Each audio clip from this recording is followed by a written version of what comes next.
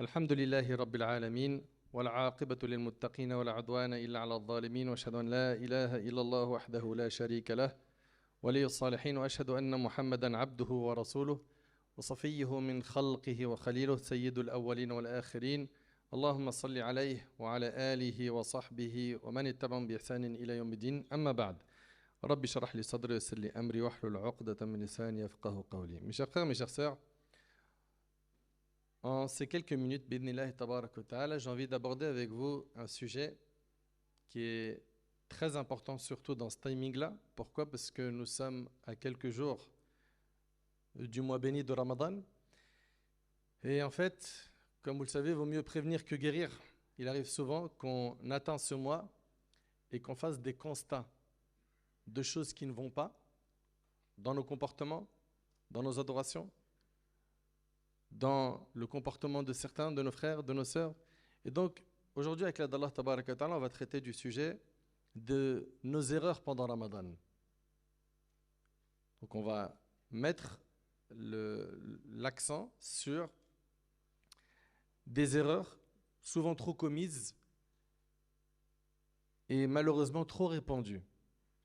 Et ces erreurs-là nous font perdre énormément de mérite et de récompense, alors que normalement, nous sommes censés rentrer dans la compétition spirituelle pour atteindre les plus grandes récompenses pendant le mois de Ramadan. Mes chers frères, mes chères sœurs, rapidement, rentrons dans le vif du sujet. La plus grande erreur que les gens font, et c'est la première, c'est qu'ils ignorent l'importance de ce mois. Tu ne peux pas valoriser ce mois si tu ne connais pas son importance. Ce mois-là, pourquoi il a de la valeur? Je vous pose une question. C'est une question, ce n'est pas un monologue. Pourquoi ce mois-là, il a de la valeur? Levez la main. Oui? Barakallahu fik. Shahru Ramadan alladhi unzila fihi al-Qur'an. Le mois du Ramadan au cours duquel le Coran a été révélé. Donc ce mois-là, ce qu'il a valorisé, c'est la révélation du Coran. Et jeûner le mois du Ramadan, c'est obligatoire ou c'est surrogatoire? C'est obligatoire. Et Allah Ta'ala, il dit dans le hadith al-Qudusi, et mon serviteur ne se rapproche pas de moi par une chose que j'aime plus que les actes obligatoires. Donc Allah Ta'ala, ce qu'il aime par-dessus tout, c'est l'accomplissement des actes obligatoires. Et le jeûne du mois du Ramadan en fait partie. Vous suivez? Donc quand toi tu sais qu'Allah Ta'ala il aime les actes obligatoires, parmi eux il y a le jeûne. Quand toi tu sais que c'est le mois du Coran. Quand toi tu sais que dans ce mois il y a une nuit qui vaut mieux que 1000 mois. Toute une vie entière. Allahu Akbar. Laylatul Qadr, khayrun min alfi shahr. La nuit du destin vaut mieux que 1000 mois. Subhanallah, Allahu Akbar. Également, pendant ce mois, le prophète il dit quand arrive le mois du Ramadan, on ouvre les portes du paradis, on ferme celles de l'enfer et les démons sont enchaînés. D'ailleurs, il y a un ennemi à combattre pendant tout le mois, c'est pas Shaitan, c'est ton nafs. Parce que souvent, quand tu dis aux jeunes, mais même pendant Ramadan, tu es en train de parler avec elle, c'est haram ce que tu es en train de faire. Ouais, mais c'est ma meuf, je la kiffe. Mais lève le pied. Il te dit quoi? Non, mais t'as vu, Shaitan, il m'a eu. Faux. Il n'y a pas de Shaitan pendant Ramadan. Là, c'est ton nafs programmé par Shaitan qu'il va falloir reprogrammer à nouveau. Suivez bien. Donc, la plus grande erreur que font les gens pendant Ramadan, c'est qu'ils ignorent son importance, sa place auprès d'Allah, son mérite. Et tu ne peux pas valoriser quelque chose quand tu ne connais pas sa valeur. C'est vrai ou c'est pas vrai?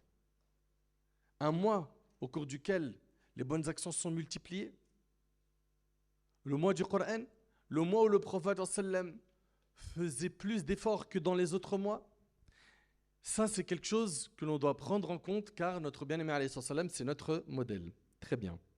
Deuxième erreur que font certains, vous avez, je dis à chaque fois certains, parce que je sais qu'il y en a parmi vous, alhamdulillah, ils ne sont pas concernés par tout cela. Ceux qui sont concernés, qu'Allah les guide, il faut leur relayer l'information pour qu'ils se réforment.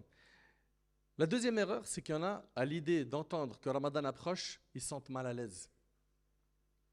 Pourquoi? Pourquoi ils se sentent mal à l'aise? Selon toi, mon frère. Toi. Non. Ouais, toi. Pourquoi il y en a certains, quand ils entendent J-7, Ramadan arrive, ils voient des gens dire ah, mashallah, alhamdoulilah, trop bien. Et d'autres qui disent ouais. Pourquoi? Vas-y, dis-moi.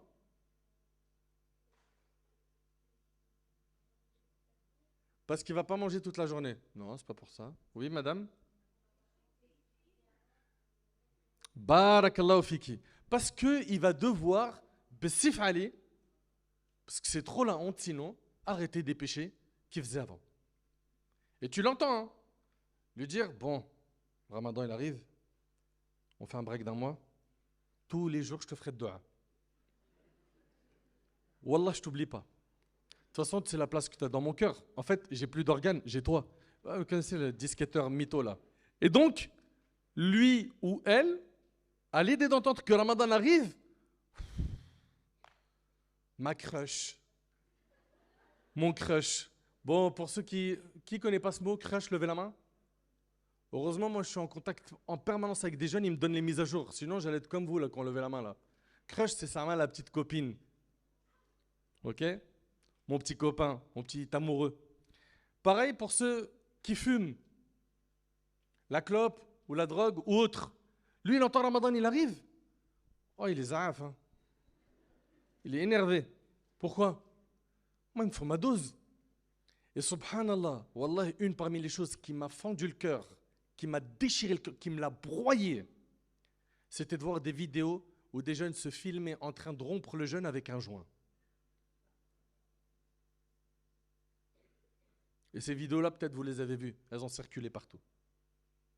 Subhanallah, ce mois-là, il nous apprend quelque chose. C'est qu'on est fort, très fort, capable, courageux, déterminé, fort. Par quoi? Tu as réussi à te priver du halal, du fajr au maghrib. Subhanallah. Du fajr au maghrib, même en période d'été, il fait hyper chaud. Regardez bien, je vous prends au défi, vous là, ici là. On te met un verre d'oasis tropical bien frais sur la table de la cuisine. Ok? Et après on te dit, dans la cuisine, il y a un truc qui va te faire kiffer. Tu rentres, tu vois le verre, t'as hyper soif. Tu vas l'approcher? On est en journée, hein? Dans le temps du jeûne. Non. Qu'est-ce qui empêche ce frère ou cette sœur, à ce moment-là, de ne pas toucher à cette boisson alors qu'il fait chaud? Il a soif, ou elle a soif, et il est même possible qu'il soit tout seul dans la maison. Il n'y a personne. Qu'est-ce qui l'a empêché à ce moment-là de le faire? Oui? La crainte d'Allah. Allah, il me voit. Je ne peux pas le faire. Excellent. Superbe. T'as dit, tu ne peux pas boire ce verre, pourquoi? Parce qu'Allah, il te voit. Magnifique.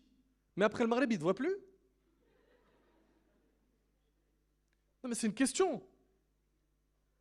Moi, je suis très content. Tu n'as pas cédé, tu n'as pas craqué devant le verre. Pourtant, tu avais bien soif. Mais après le maghrib, pourquoi tu es en roue libre?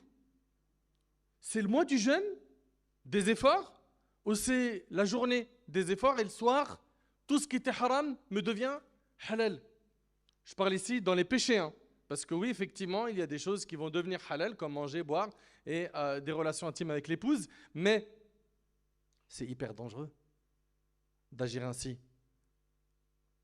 Parce que tu viens de montrer que tu es fort, tu es capable. C'est un mois d'entraînement. Si tu as réussi à délaisser le halal pour Allah, à plus forte raison, tu dois être capable et fort et déterminé pour délaisser le haram pour Allah. Et c'est pour ça que j'aimerais mes frères et mes sœurs. Et il y a beaucoup de sœurs ici, beaucoup de frères qui ont l'âge de mes enfants. Moi, je me rappelle quand ces imams que vous voyez ici, on se voyait il y a 10 ans, ou plus que cela. Moi, je me souviens encore, même avant ça, je me rappelle, quand je m'asseyais avec des jeunes et j'avais leur âge, j'avais 17, 18, 19, 20, et on s'asseyait, on écoutait les conseils des grands frères. Et aujourd'hui, subhanallah, un claquement de doigts, bah voilà, Nader aujourd'hui, il a le double de plein de vingtenaires de cette salle.